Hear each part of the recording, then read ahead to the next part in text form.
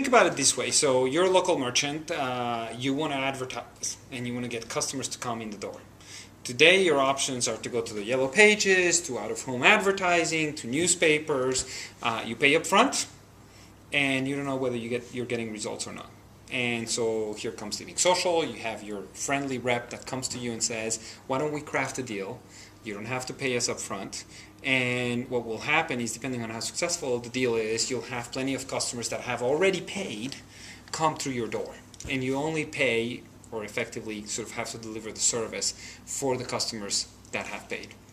That's a much better marketing vehicle than what exists today. And so what's happening is these services are growing very, very fast, because from a merchant perspective, they're very exciting. They're performance-based advertising, if you will. And so they're taking share away from some of these other mechanisms to do advertising, if you will. So if you take the local UK advertising market, that's about 20 billion pounds, I believe.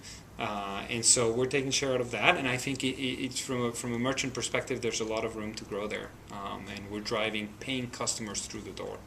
I understand that you don't accept every offer, every proposal that's put forward from a merchant, because you want to make sure the offers you send out are as good as they possibly can be. Yeah.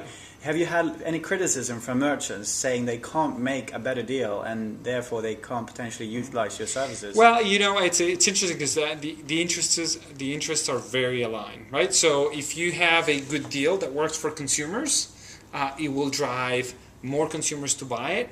And it will be a better deal overall. So what we do with merchants is we craft deals that work well with consumers. If they don't work well for consumers, they don't work for the merchant, because you don't want to have a deal that might sound good from a merchant perspective but might only drive 20 consumers. You much rather have a deal that drives 1,000 consumers.